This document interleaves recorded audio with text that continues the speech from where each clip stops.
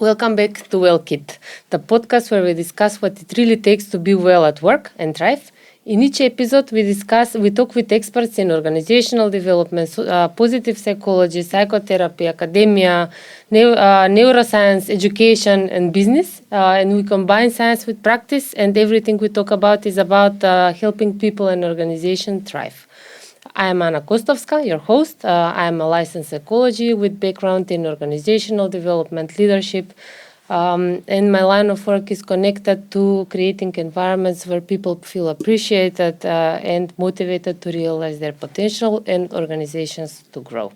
In this episode, we are focusing on what people are really looking for in the workspace and how does that match what companies are offering and how does that impact the well-being of the companies as well as the employees. My guest today is Dejan Vanevski, partner at Thrivity, recruitment agency focused on finding best talent solutions, and APOD Solutions, both companies partnering with clients in areas of organizational redesign, human capital management, and business planning. They support organizations to grow their teams and performance in a sustainable and people-centered way. With years of experience in recruitment, consulting, strategic HR, Dejan has seen firsthand what candidates ask for and what actually matters to them in the long run and how businesses can do better at meeting those needs. Welcome, Dejan. I'm very glad that we are having this conversation.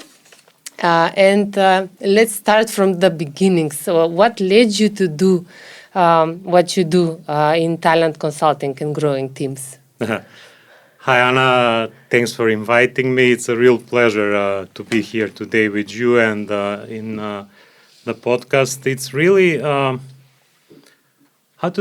it's really important for me that I talk about subjects which are my passion. So practically working with people, developing people, and really being dedicated to secure their well-being and their, I would say, engagement at work. So practically, I have more than 20 years of experience on managerial positions in various companies, mainly in international companies, where I've had a chance to, I would say, learn and grow.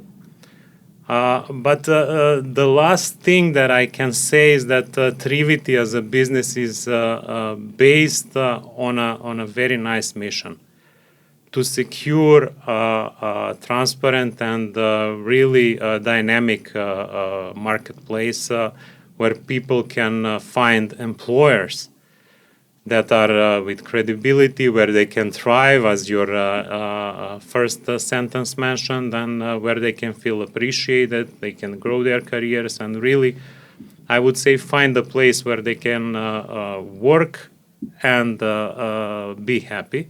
Yeah, that's a wonderful mission. Yeah, thank you. And together with my partners, with Polly and Branko, we didn't thought only on people, because people are in our mission, but still we need to partner with the companies in order to support them in the really creating teams and not only hiring individuals who can be dedicated, motivated, and really perform serious business goals and achieve growth in the business as one of the prior missions for each business.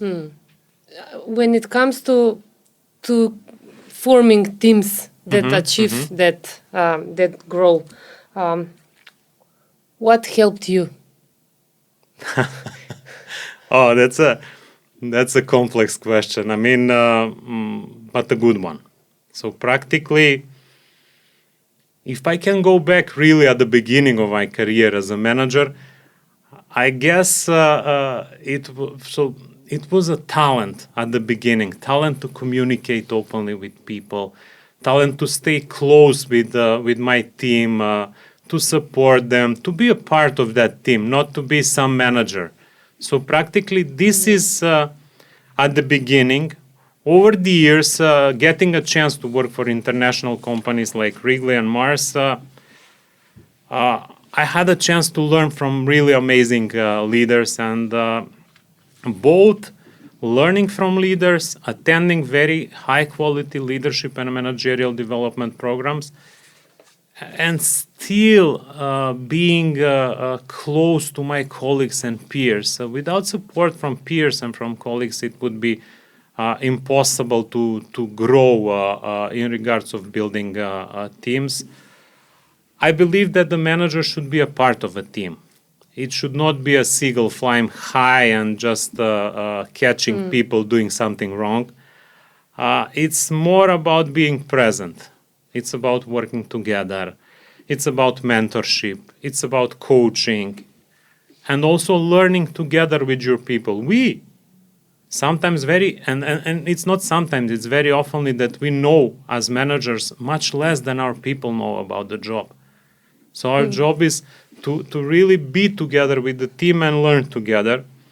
And of course, the key moment is adopting the leadership style and the communication style with the individuals that you lead. So practically, I strongly believe in this methodology of building high effective teams where a lot of things are important, like being transparent, having a clear mission, aligning the team goals with the company goals. So, and really working on defining the ways of working that will bring clarity and transparency. So people like to work for leaders who are transparent and who are clear in their expectations, and that I would say are able to deliver fairness for people. So although fairness is a perception, still people can feel in their hearts who is fair with them, who is really, I would say, a leader who is leading people with heart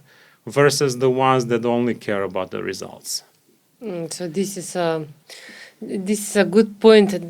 Usually people, when they talk about business, they say this is business, you leave the emotions in front of the door. We don't do emotions here. Well, sorry if I interrupt you, but I'm really happy that I had a chance to work with my last team in Mars. I left Mars like 6 years ago. And this team is still cooperating together. They remain the team, and that team is really a high-performance team who is cooperating together. They care about each other as people, and we stayed in contact. And this is a chance that I send my regards to my team with our mission, which was just do it, bre. Well, that doesn't just happen by itself. I'm sure you've put a lot of work there, and we have a lot to catch up on this topic, and we will. But let's go to the candidates a little bit. What do people ask when they come, when they apply for a job? What do they want in terms of their well-being? Well-being, so to be very honest, let's first start with demystifying what well-being means. According to me, it's been overused and even abused during the COVID time, and it's become the buzzword. Some of the industries that were lacking some other assets in finding true talents and people that will be engaged. Gave with a lot of things, some well-being perks, some things which were even how to say not so easily accepted by people, but they just felt spoiled. They felt spoiled like kids, and in this IT industry and some outsourced services. Some individuals that really felt, I would say, on a high ranking, they thought they deserved those perks, and it was the industry specific, and it was something that I would say our colleagues from HR and top management could have done it better. So practically, for me, rewarding wrong behaviors like being spoiled, being egoistic, being self-centered happened during COVID. And now as this bubble gets smaller and smaller, the true values come in place. So If I come back to your original question, what do people usually ask for in regards to well-being? It depends. So firstly, we need to be honest. All people, all our candidates firstly ask for money. And They care, should. yeah, of course, and this is what they care about. More than 95% of the people, and this is what makes me really, I would say, happy as a recruiter and as a person leading an agency. Our candidates are braver and braver to say, I know what's my worth is. I know what I'm expecting, and this is especially for the beginning. So this is the essential. People would like to know what they will work for, as this is the thing that they will take home and support their families, their lives, and so on.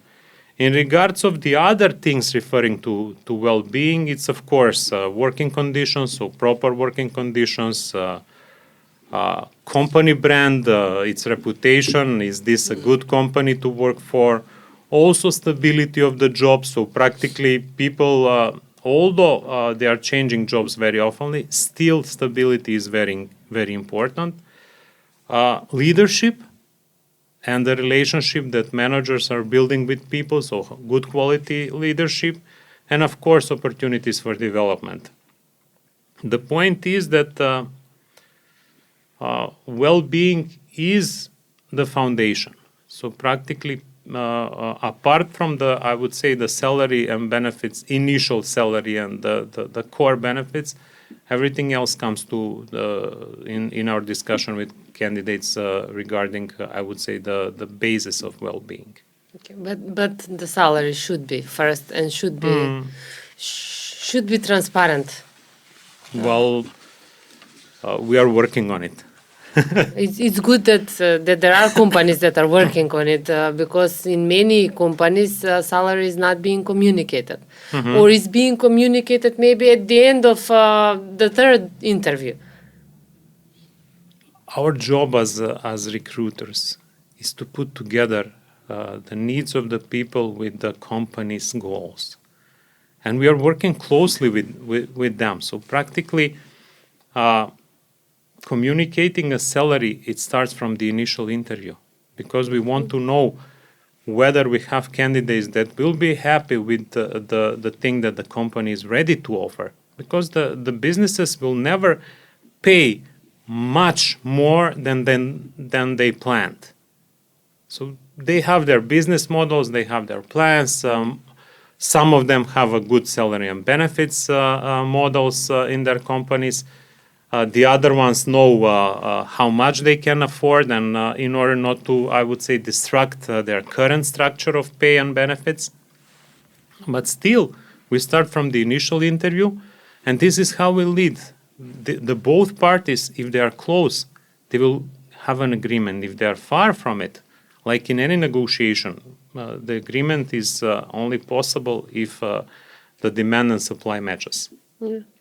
And it shortens the time. Sometimes organizations and people can waste time if the salary is a deal breaker. Well, practically,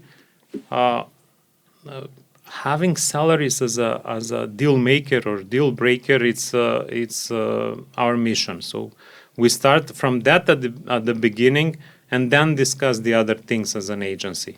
So if the candidates feel confident and they trust us, they say their open and honest expectation in regards of the salary and some initial benefits, like depending from position to position, but still the lower paid roles. Salary is the key momentum, some initial benefits like transportation or food allowance or prepared food. And this is the beginning. Yeah. So a good advice for companies to be transparent from the beginning with the salary. Many are afraid to be transparent.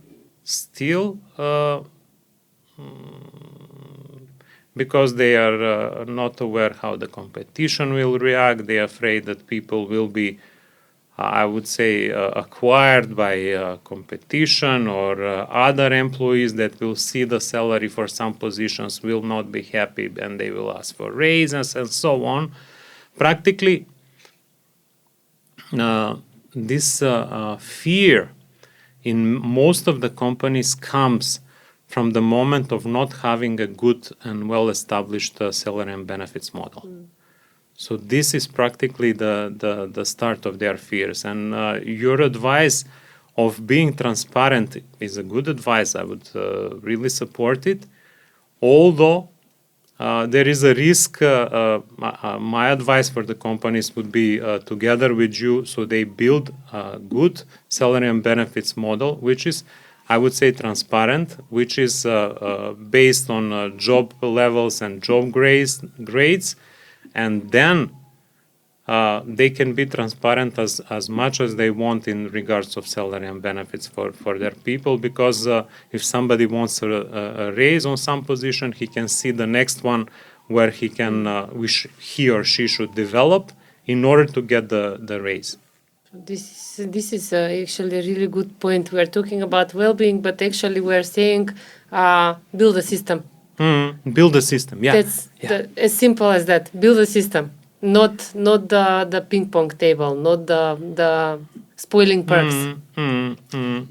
Well, it's really what I wanted to mention is that the survivor elements, like the salary and basic working conditions, are the foundation. These are the foundation, and there is no point talking about some mindfulness applications, about yoga after lunch or massage before having these basics, or even team buildings that are even also overused and in some companies. I mean, investing in team building and having people not happy with their initial conditions is not, I would say, ethical.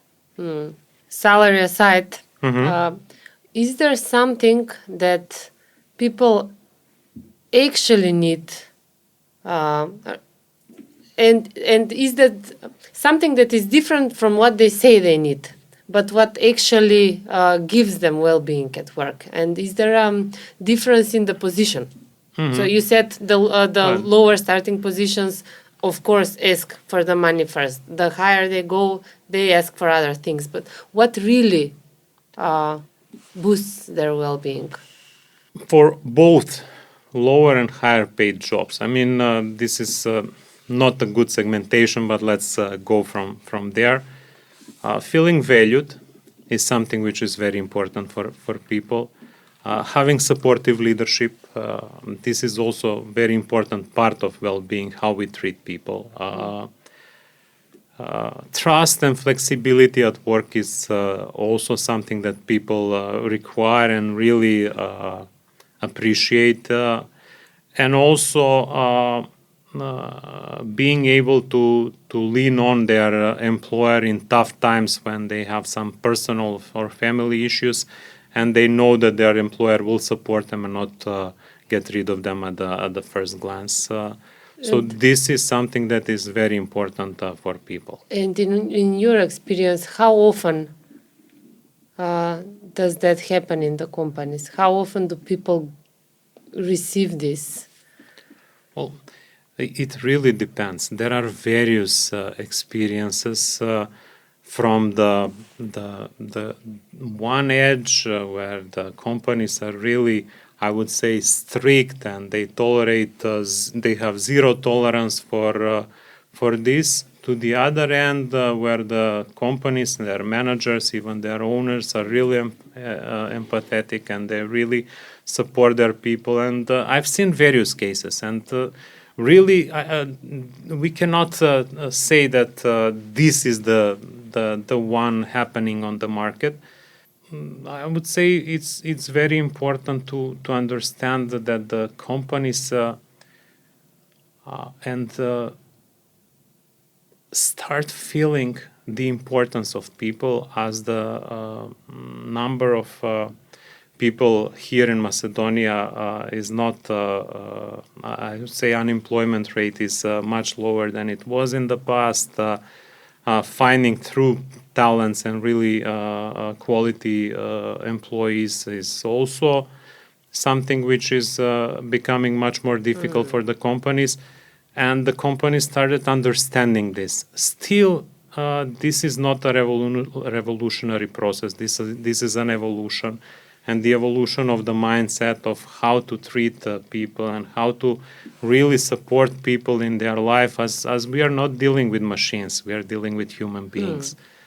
And our treating people as asset is no longer the key. Treating people as human beings and treating people as really something important to contribute to companies' success and development is important. So practically, this mindset change is very important.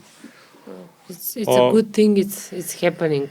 Yeah, although so practically the mindset change. So understanding the well-being and working behind engagement, they go hand by hand. So they go hand by hand. In regards of, I would say the bigger issues that we see on the market of where people are applying for jobs, I would say. During and after COVID, we see, I would say, issues in regards of mental health. Yes, And that has been also in media, that it's becoming more and more of an issue. well, I would say I'm not an expert to discuss in this subject. You are more of an expert than myself. But we are very often facing with candidates who come to interviews with a large scale of stress, anxiety, even burnout. People are not tolerant. People are, it's either aggressive or intolerant to even missing patience to communicate with people, not being polite, and this all comes from, I would say, so there are various cases. People who are having breaks in their job and they cannot find job for more than 6 months, which is considered a serious issue in EU countries. Also, some people that are changing jobs in a short period, like 2 to 3 months, and their contracts has not been continued due to some reasons of underperformance or misbehavior. And people in these conditions are losing their self-confidence, even their self-respect. And when they come to look for a job, it's not when they come on an interview or when we organize interview together with our clients, it's very obvious that these people need, I would say, a different level of support than we or our clients, the companies, can give them. So it's practically I would say an issue of our society. For sure, they are becoming. Mental health leads to people becoming unemployable. And as you say, that you see more and more cases that people do have mental health issues. Something definitely needs to be done. Well, I'm glad that we are talking about this subject, because it's still, although there is research that says that there is mental health issues at work, and the biggest reason of sick leaves will be mental health issues, still we are not talking about as much as we need to. So thank you for raising it. Unfortunately, this has been a real taboo in our society, and not only in Macedonia, in broader region. Talking about this cannot help, but starting talking and doing something can really help. I would say that the state and the state agency, employment agency, should initiate, I would say, a project where they will involve some really qualified people to work with these people, as they can notice. They have in their system people that haven't been employed for more than 6 months and they're actively looking for a job, and also people that are changing jobs like in every 2 to 3 months.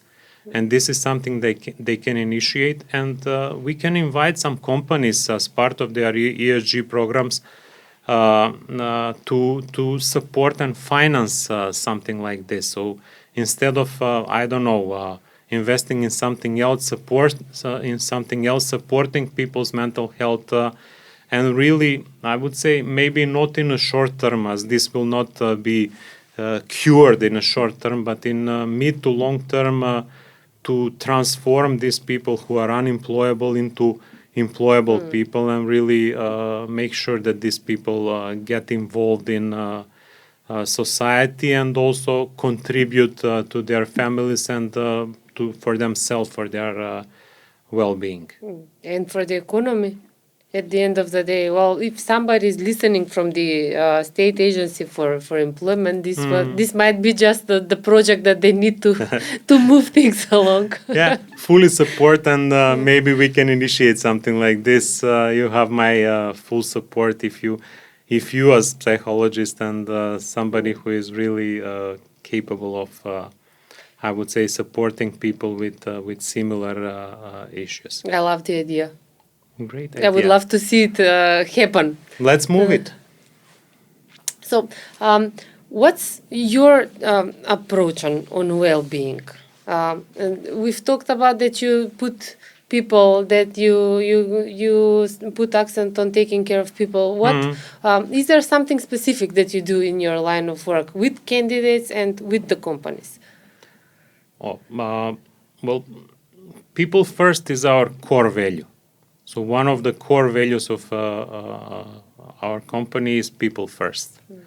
And practically, let's start from beginning. We are very enthusiastic in partnering with companies who are people-centric, who are change agile, who are like-minded, who care about people well-being, and who are ready to accept and willing the feedback that we will give them in regards of I would say, starting from the beginning of our cooperation in recruitment, to secure that our candidates, the people that we will recommend to work in their companies, will be valued, will have a chance to learn, grow, to feel happy at work, and really to, there is a saying in Macedonian, to go to work with the foot straight and not the foot going backward. So this is one thing. During recruitment, we work with both sides, with candidates and with the companies, and we stay until the end in order to secure a mutually acceptable agreement, which will secure fair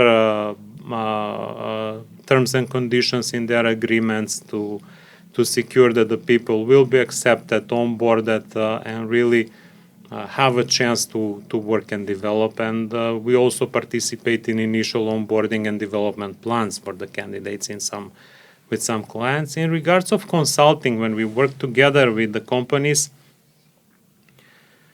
we are supporting them in develop, upgrade, or implement internal processes that aim both employee satisfaction, engagement, and people motivation. So practically, we have a system where we, on 6 pillars, support the companies to make sure that they check all the elements of their benefits model, I would say, what their employees are really gaining, and really support them in securing that after we finish the project in cooperation with them, their employees feel much better and appreciate it more. This is great for the employees. Everybody would like to work for a company like that, but businesses need money. So, and how does this, what you do, how does it relate to business growth, to performance? Since this is the thing that every general manager would be interested in. Yeah, of course. The key point is, from our perspective as consultants and recruiters, is that we make a slight difference between well-being and engagement. So, although there are various theories, what we believe is that well-being is the foundation. The foundation where people will get a chance to I would say, will want to stay in the companies, will want to be there and to work. And after that, it comes to engagement, where the managers and leaders should make sure that the people are motivated, both financially and non-financially, that are committed, so they have clear goals that they are committed they will achieve. And of course, the last thing I've learned is 3 things on engagement from a very good HR manager who is also my friend, is the passion to work. So it's really about having people who are passionate about their work. Gallup says that more than 60% of the people around the globe are disengaged. It's not that 60% are demotivated. So practically people go to work just because they have good salary. And this is not enough to make sure that the business goals are achieved and that the company is developing. We should make sure that apart from securing, I would say, good working conditions, stable work, and really fair pay, and care about how people feel, we should make sure that the leadership and culture of the companies, the values of the companies really have been written, secure that everybody understands them, and they are implemented in everyday life and work of the companies. Very often, the values and the mission, vision, and everything that the companies are working on stays written on their website or in some PowerPoint presentation, and it's never put in practice. So this is the core momentum. So again, build the system. So build the system and educate your managers. So educate your managers that engagement is not just a buzzword, it's not just a phrase. That working on engagement really means that they make sure that their people understand what are their goals, what is expected from them, to make sure that you make a follow-up, you give feedback who is structured and really not offending, praising your people in your team. So practically there are many aspects beyond, I would say, the basic things that can drive companies' performance. And from what we're talking about, it looks like much of the well-being and the engagement of people comes from the managers. So it's a cliche that people leave managers, they don't leave companies. It's overused on LinkedIn or on some other. Still, it's important that the company secures the basics. So the owners or the top management secure the basics of the company to make sure that there is a clear vision, that there is long-term and short-term strategy, that there is also agility. And this is all what makes people, I would say, feel safer at work. And then it's leadership plus culture. So well-being, leadership, and culture, they go together. They cannot be taken apart. And this does lead to productivity. This does lead to, for sure. So for every CEO watching this, well-being is not something nice to have. It leads to productivity. Productivity leads to profit at the end of the day. Sure. So this is excellent, but still people usually don't don't believe. We see it all the time. And management meeting, people would say, yeah, this is all very good, the management level, but this is business and we can't really implement everything. Do you have some specific examples where companies have really invested in well-being, and how was the result?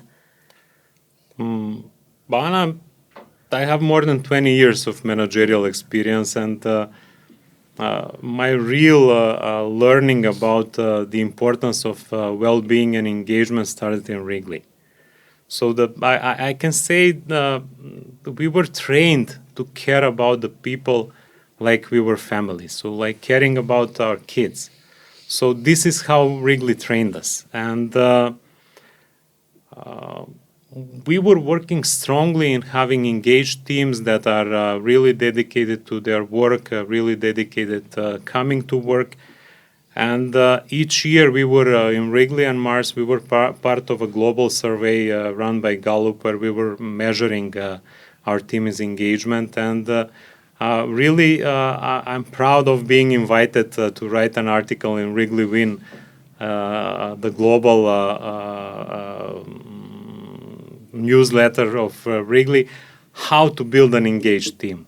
So what I'm really happy about it that our team in Macedonia really had one of the highest engagement scores in Gallup and in the world, both in Wrigley and Mars. That's wonderful. And this was not because we were treating people like employees, but it was because me, my colleague managers, and the team really felt belonging, really felt that we can lean on, we can make sure that each one will respect their promises in all sides, and not treating people as employees. We were in Mars. We called our employees associates. No, there were no employees.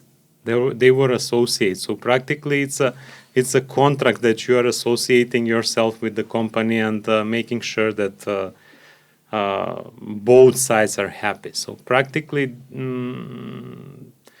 working behind engagement is also important. So this is, I would say, a case where at the beginning of my career, I was trained to treat people like first human beings and then like employees. And it's really important that we need to broaden this perspective. I would say with some clients afterwards, we worked in defining clear values and company culture. This is very important that people identify themselves with the company, feeling happy that they are belonging to this company, and identifying their personal values with the company values. So this starts from the core, from the recruitment process, from building the teams, from aligning the team culture together with the company culture, and so on. So this is the process. And this is really part of serious work that the managers should do. Afterwards, we have very interesting examples of implementing a good leadership programs with our clients, where we were training the managers in developing people-centric mindset, where people are in the center, because a manager cannot do anything by himself. Yes. A manager should have a good team. And I don't want to sound like I would say some proper who is talking about this, but every time I have a training on leadership and on management, I say, you are nothing without your team. So practically you as a manager, you are zero without your team. So make sure your team supports you. And this is in our leadership programs a core that we work with leaders. And at the end, having a system. So we have very successful stories implementing performance management system in our with our clients, where people really understand that they are valued and they are fairly evaluated and they are fairly rewarded based on the evaluation. And here, so practically the culture and the values is number one. Number two is development, especially leadership development. And number three, system. So this is something that I would say is driving the differences that we make as consultants, as support partners in the companies we work with. And this is a lot of work. Obviously, it cannot be. It doesn't happen by itself. Good managers don't happen by themselves. System doesn't build by itself. So it needs. It actually needs work. It's work and very much so mutual investment of time, energy, and real dedication. So practically we and our clients commit to mutuality. If we don't commit to this at the beginning of our cooperation, we don't cooperate. It's very simple. And how often does it? Has there been a situation where company hasn't committed? Well, there have been few situations, but in general, we use our experience to make sure before the cooperation starts that we make the assessment whether the company will be committed on this change and transition or not. And maybe only one or two cases in our consulting work in the past 5 or 6 years where we had client in the middle of the cooperation that say, this is not for me, I cannot change this much, or I don't want to change. So far, only few cases. Do you have an idea why? Why companies resist this, even though it's good for them, even though it's good for the people? Why does this happen? The point is, in general, with the smaller companies, with the privately owned companies, that the owner-centricity is very present. And the owners who are, I would say, not directly affected by this needs, it takes some time so they can build self-awareness of the need of implementation of system development of their managers. In the past, I used a joke saying that the owners are, I would say, just from their consciousness point of view, sending somebody to training, and they were expecting that people will come back from the training trained. And they doesn't give them a chance to implement what they've learned on that training in the companies because they say, don't change anything. This is what I've built. So practically, it's about change agility. It's about ability to understand the need to develop.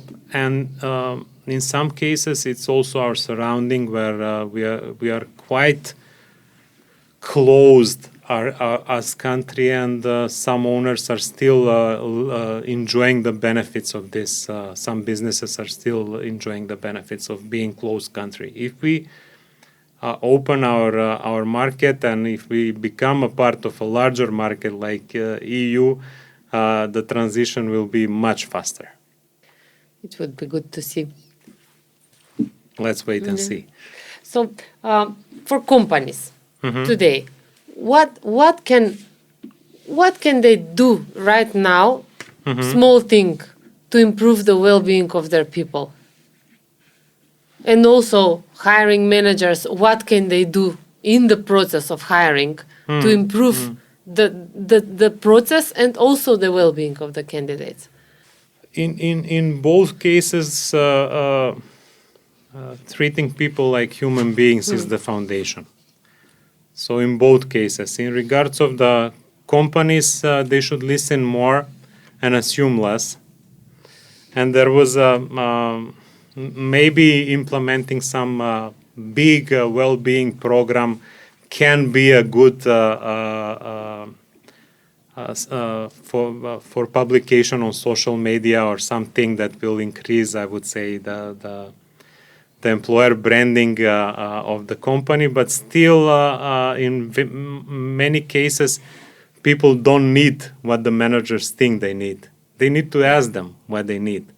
And I have two very interesting examples. We've been working with a company that wanted to implement a private healthcare insurance for their employees. But most of them were young people paying rents and so on. And when they asked them to pay them private health insurance, they said, but we don't need this.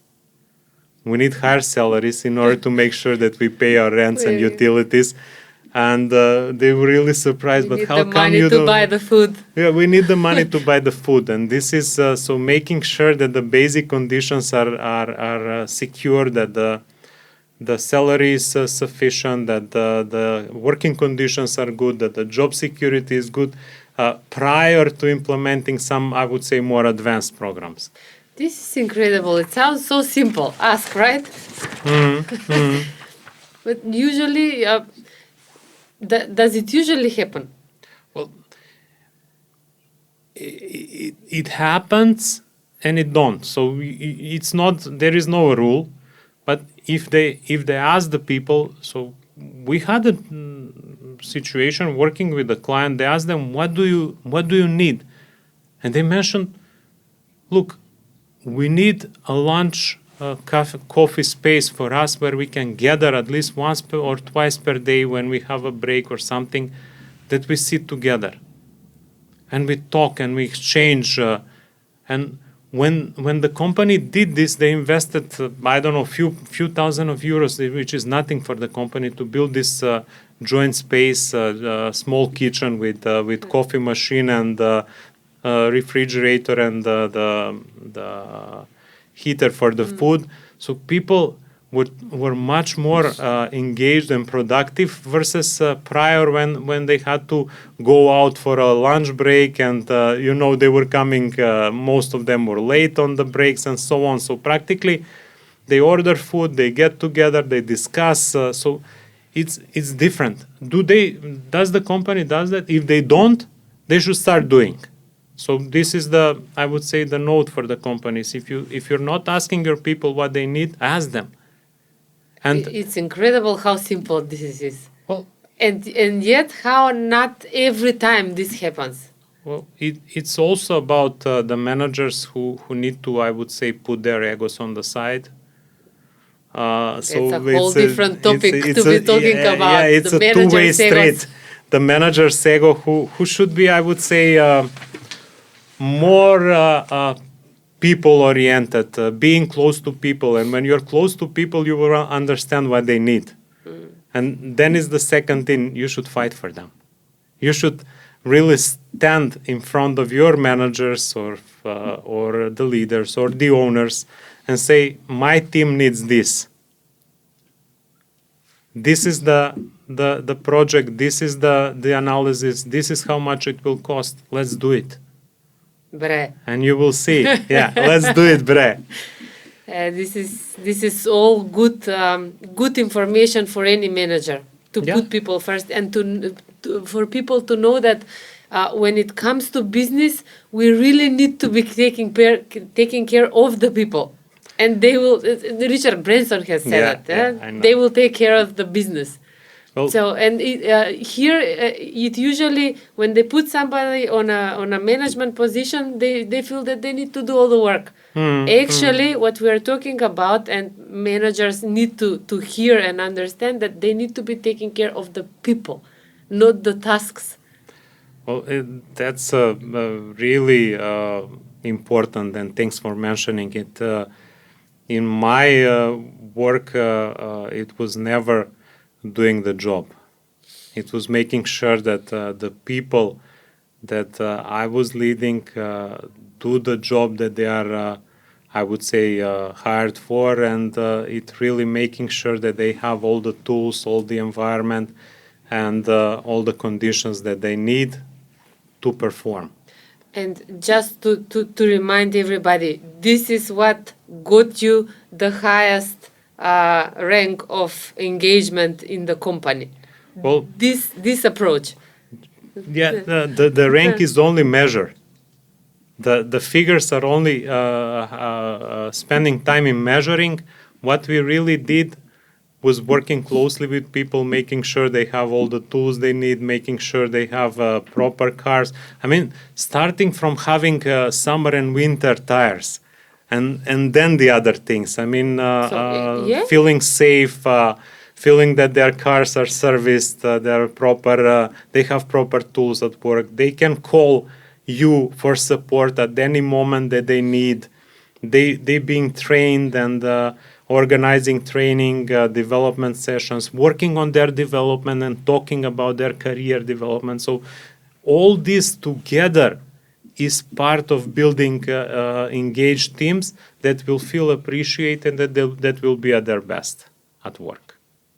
If we can give advice, does it sound okay with you? Take care of your people for the companies.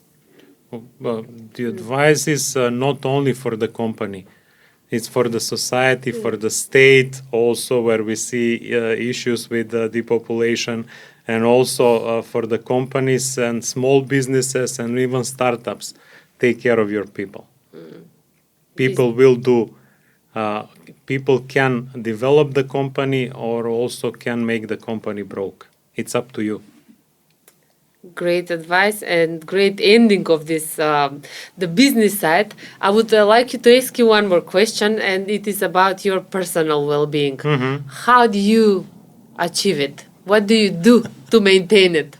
Well, I thought you will not ask this question. Anna, thanks for this. Being clear to myself is something which helps my well-being. Putting goals which are fair toward myself is something that helps my well-being. So I know what expects from me, and I'm a very modest person. I'm a person that cares about one thing, having a really good coffee in the morning. So this is very important. Having a flexible schedule, having time for my family, spending time together with my wife, Maria, with my two sons, teenagers, Pavel and Kirill. There's work there as well. Yeah, and also very important for well-being, having time for hobbies.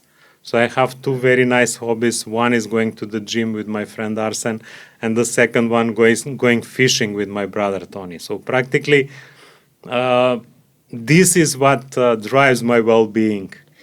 This is very really good that you mentioned, and because we usually ask candidates when they apply for a job, what is your hobby? But it's like a learned question. We don't know the what's behind it, and what's behind it is a lot of research that says having a hobby does good for your brain. So having a hobby outside of the job makes you better at your actual job. So thank you for pointing this out, and a final advice for the viewers is, if you don't have a hobby, get a hobby. It will improve your well-being, and it will also make you better at your job. Thanks for mentioning it. Hobby is very important, and when I'm a mentor of in development programs for our clients, I make sure that each of my mentees, is this the right word, have their hobby in their development plans. Oh, this is wonderful. How does that go? Very simple. I ask them what is their hobby. If they don't have a hobby, what are they passionate about? Do they have something that they're passionate about? It's a sport, or it's I don't know, gardening, or it's I don't know, constructing small things, or even I don't know, painting or something. And I ask them to put that in their development plans, and to put it as an action. I don't know, until in the next 1 year I will lose 10 kilos by implementing blah blah blah. So like a goal. So they have their hobby together with what they are passionate about in their development goals. Wonderful. So we need passion in lives. Of course, nothing without passion. And this was a very passionate talk. I really enjoyed it. Thank you very much. And I hope managers and companies try to implement some of the things that you said. It works. Well, thank you, Anna, and until next time. Bye. Bye.